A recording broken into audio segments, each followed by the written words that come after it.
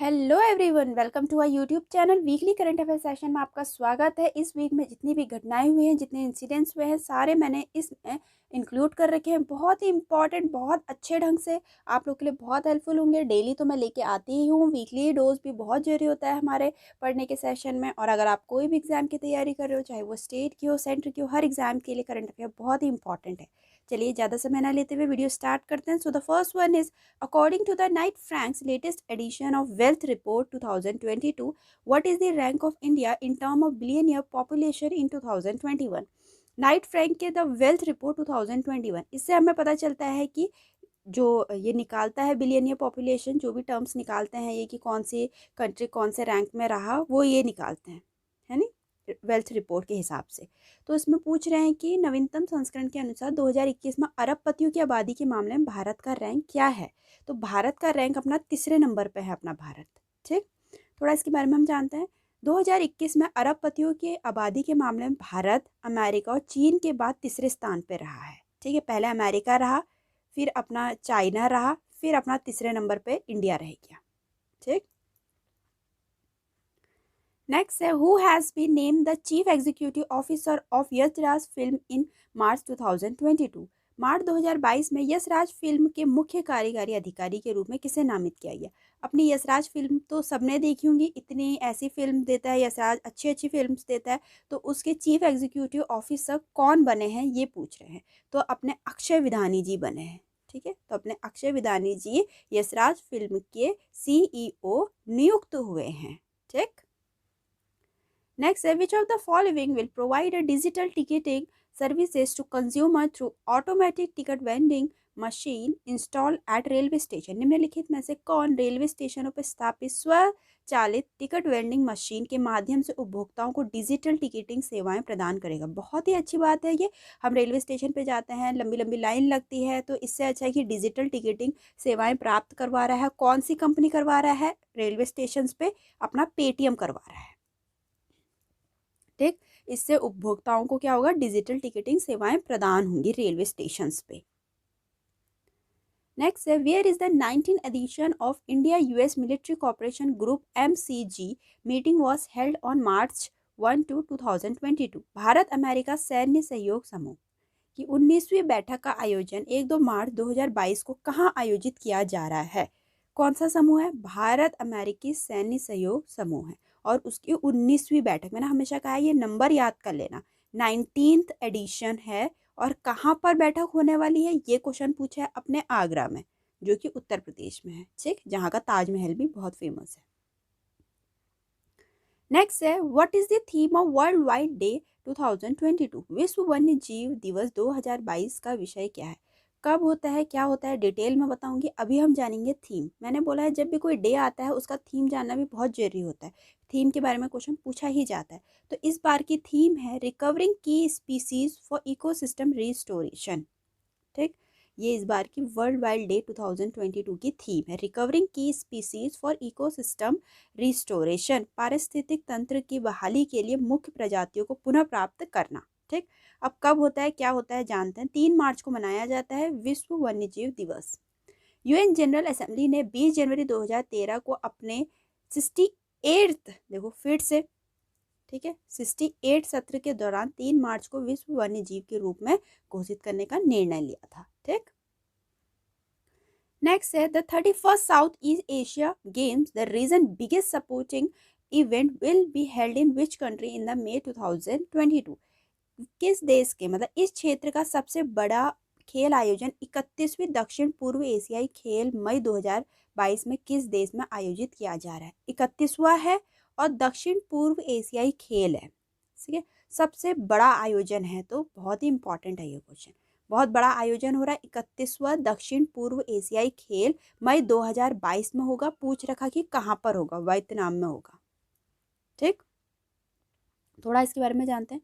खेलों में 526 आयोजन, मतलब 526 इवेंट्स के साथ 40 खेल खेले जाएंगे। 2003 के बाद वियतनाम दूसरी बार इस आयोजन की मेजबानी करेगा। जब इस बार वियतनाम कर रहा है तो उसका प्रीवियस हमें पता होना चाहिए, उसने पहले कब किया था, 2003 में किया था। ठीक है, और अब 2022 में कर रहा है। 2019 में पिछले संस्करण में वियतनाम ने 98 स्वर्ण, 85 रजत और 105 कांस्य पदक के साथ मेजबानी देश फिलीपींस से पीछे दूसरे स्थान पर रहा था। और पिछली बार मेजबानी फिलीपींस कर रहा था, ठीक है, इस बार वियतनाम कर रहा है। वियतनाम ने पहले 2003 में भी किया हुआ है और 40 खेल खेले जाएंगे 526 इवेंट्स के साथ। अगर वियतनाम की हम बात करें, क्योंकि वियतनाम अगर करंट अफेयर में आया है नाम तो पूछा जा सकता है, कैपिटल हैनोई है, करेंसी है वियतनाम मेसी डोंग, प्रेसिडेंट है न्यूयन फो ट्रोंग। ठीक है, चाहे तो आप इसकी स्क्रीनशॉट ले सकते हैं या फिर कहीं पे नोट डाउन कर सकते हैं। नेक्स्ट है in shooting who clinches India first gold medal at the international sports federation world cup in Cairo Egypt in March 2022। मार्च 2022 में मिस्र के काहिरा में अंतर्राष्ट्रीय खेल महासंघ विश्व कप में निशानेबाजी में भारत का पहला स्वर्ण पदक किसने जीता। बहुत ही अच्छी अपनी गर्व की बात होती कि अपना भारत स्वर्ण पदक लेकर आ रहा है बाहर के देशों में खेल के भी। ठीक है, अब ये कहाँ पर हुआ था ये देखते हैं। मिस्र के काहिरा में हुआ था।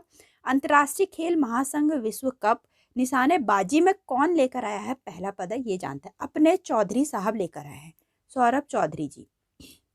सौरभ चौधरी जी निशानेबाजी में पहला स्वर्ण पदक जीत के ला गए हैं। ठीक है, कहाँ पर हुआ क्या हुआ आप वेन्यू भी देख लेना। ठीक है, कब हुआ ये हमें पता चलिए मार्च में, और कहाँ पर मिस्र के काहिरा में। ठीक, नेक्स्ट है what is the rank of India in the 17 sustainable development goals index adopted as a part of 2030 agenda by 192 United nation member states. 192 संयुक्त राष्ट्र सदस्य देशों द्वारा 2030 एजेंडा के साथ भारत के रूप में अपनाए गए 17 सतत विकास लक्ष्य सूचकांक में भारत का स्थान क्या है। 2030 का एजेंडा की अगर बात करें फ्यूचर के बारे में, ठीक है, तो भारत का स्थान है 120वां। ठीक, 120th पे भारत अपना रैंकिंग कर रहा है। नेक्स्ट है which international institution approve a mandate to draft a global plastic treaty. किस अंतर्राष्ट्रीय संस्था ने वैश्विक प्लास्टिक संधि का मसौदा तैयार करने के लिए एक जनादेश को मंजूरी दी है। आपको पता है प्लास्टिक्स का बहुत चल रहा था एक बार पे, ठीक है, अभी भी है। ग्लोबल प्लास्टिक ट्रीटी है कह रहे हैं, और ड्राफ्ट किसने बनाया है, कौन सी ऑर्गेनाइजेशन ने ड्राफ्ट तैयार किया है, मतलब मसौदा तैयार किया है अपनी UN इन्वायरमेंट असेंबली। अगर प्लास्टिक से बात है तो इन्वायरमेंट कैसे पीछे हो सकता है।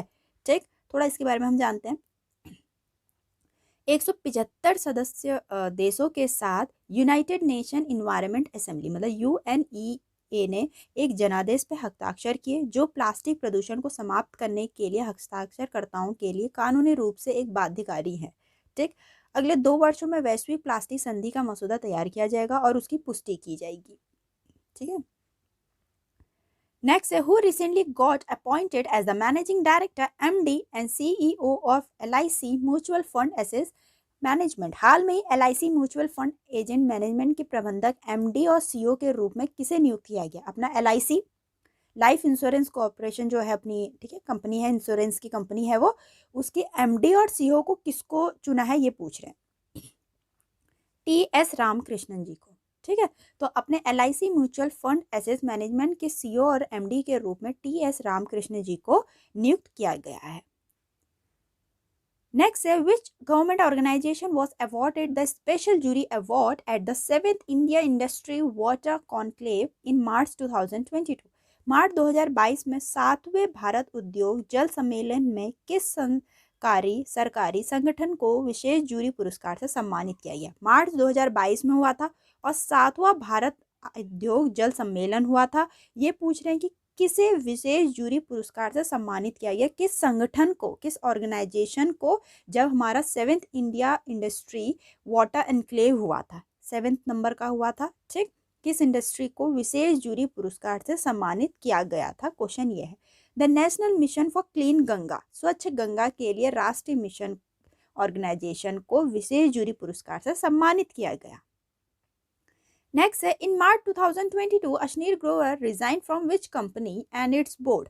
मार्च 2022 में अश्नीर ग्रोवर ने किस कंपनी और उसके बोर्ड से इस्तीफा दे दिया। बहुत चल रहा था ये न्यूज़पेपर में, भारत पे से।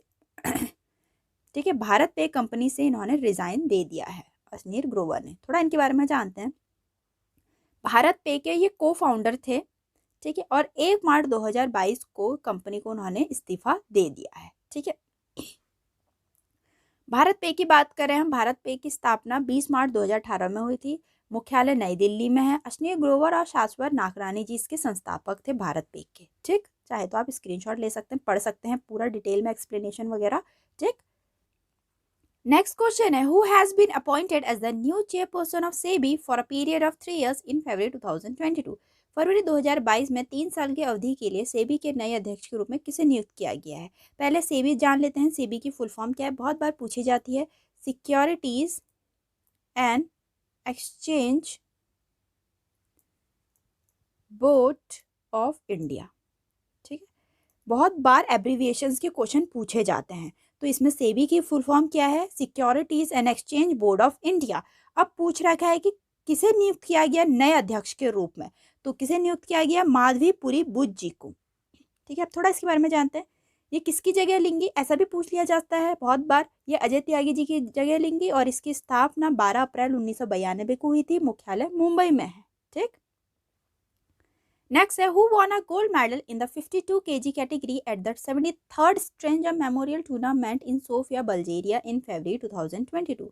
फरवरी 2022 में बुल्गारिया के सोफिया में 73वें स्ट्रेंजर मेमोरियल टूर्नामेंट में 52 किग्रा वर्ल्ड में किसे स्वर्ण पदक जीता? ठीक है, किसने स्वर्ण पदक जीता? निखत जरीन ने। इनकी कैटेगरी याद रख लीजिए, 52 kg कैटेगरी में। और कहाँ पर हुआ था ये भी याद कर लीजिए, सोफिया बल्गेरिया में हुआ था फरवरी 2022 में। उसमें निखत जरीन ने स्वर्ण पदक जीता है। ठीक, थोड़ा इनके बारे में जानते हैं।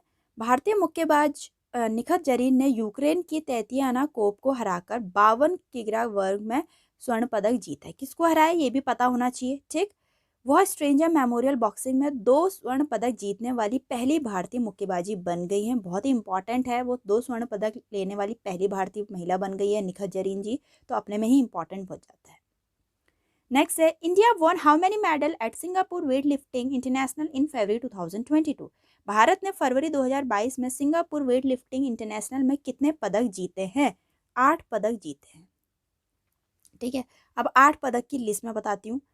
भारतीय वेट लिफ्टर विकास ठाकुर और वेंकट राहुल रागला ने सिंगापुर वेट लिफ्टिंग इंटरनेशनल में क्रमशः स्वर्ण और कांस्य पदक जीते हैं। सॉरी, इस प्रकार 8 पदक जीते हैं। उसमें से 6 हैं स्वर्ण, 1 है रजत, 1 है कांस्य।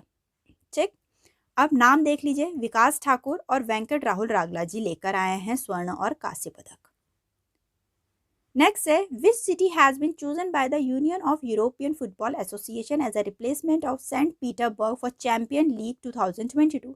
चैंपियन लीग 2022 के लिए सेंट पीटरबर्ग के प्रतिस्थापन के रूप में union of European football association द्वारा किस शहर को चुना गया है? पेरिस को चुना गया है।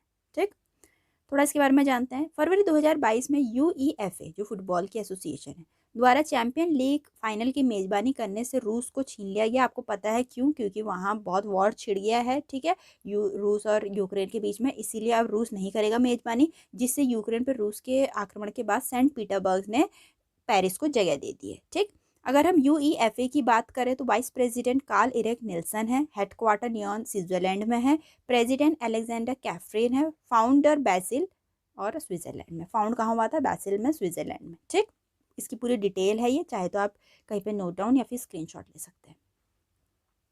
नेक्स्ट है, former chief minister Hemananda Biswal has passed away in February 2022। He was the chief minister of which state?